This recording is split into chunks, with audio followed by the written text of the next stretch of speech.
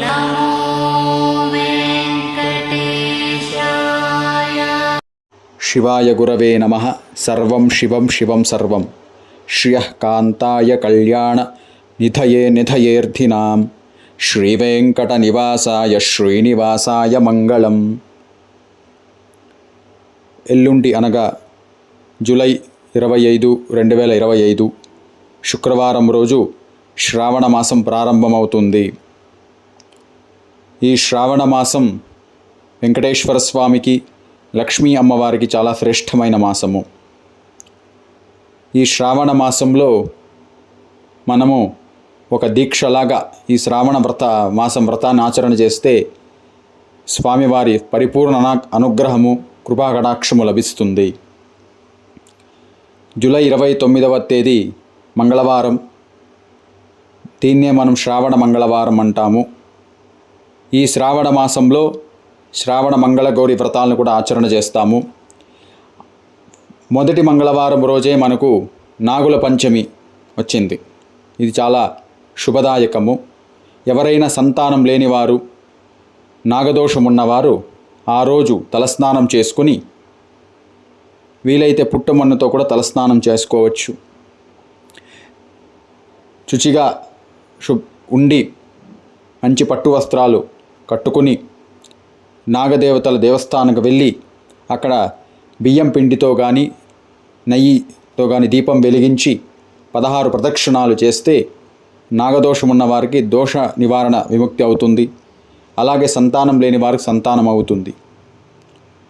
ఎందుకు నాగదేవతలకే పూజ చేయాలి అంటే, ఈ ప్రపంచాన్ని శాసించేది సర్పదేవతలు. వంశం అభివృద్ధి కావాలన్నా, వంశం ముందుకి రావాలన్నా నాగదేవతల వారి అనుగ్రహం ఉండాలి. నాగదేవతలు సుబ్రహ్మణ్య స్వామి వేరే కాదు, అవతారం. ఒక యుగంలో ఆయన అవతారంగా వచ్చారు. చాలామంది ఇది ఉండొచ్చు సందేహం, ఇద్దరు ఒకటే. సుబ్రహ్మణ్య స్వామి, నాగదేవతలు ఇద్దరు ఒకటే. అలాగే 3వ శుక్రవారం రోజు మనకు శ్రావణ శుక్రవారం. ఆ రోజు వరలక్ష్మి వ్రతం ఆచరణ చేసుకోవాలి.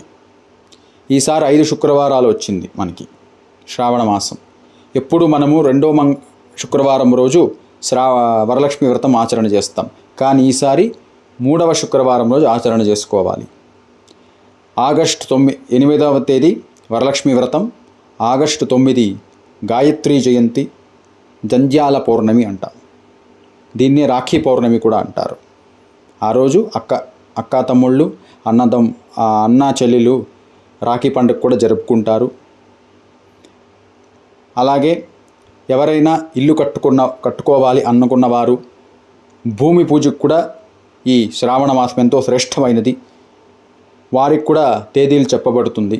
July 27, August 4, July 31, August 7, August 8, August 14, August 18 ఈ తేదీల్లో భూమి పూజ చేసుకుని ఇల్లు కూడా ప్రారంభం చేసుకోవచ్చు. ఎవరైతే ఇల్లు కట్టుకునే వాళ్ళు, భూ సమస్యలు, కోర్టు సమస్యలు ఉన్నవారు ఈ శ్రావణ మాసంలో వెంకటేశ్వర స్వామిని భక్తితో ఆచరణ చేస్తే చాలా శ్రేష్టం. ఈ శ్రావణ శనివారాల వ్రతాన్ని ఆచరణ చేస్తే, వెంకటేశ్వర స్వామి వ్రతాన్ని ఆచరణ చేస్తే అట్టి వారికి స్వామివారి కృపాకటాక్షం కలుగుతుంది.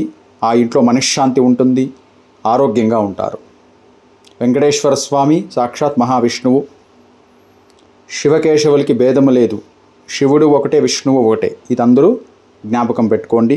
ఈ శ్రావణ మాసంలో అందరూ భక్తితో శ్రావణ మాస వ్రతాన్ని ఆచరణ చేయండి. మీ అందరికీ లక్ష్మీ అమ్మవారి అనుగ్రహము, లక్ష్మీ వెంకటేశ్వర స్వామి అనుగ్రహము పరిపూర్ణంగా ఉండాలని ప్రార్థన. సర్వం శివం శివం సర్వం.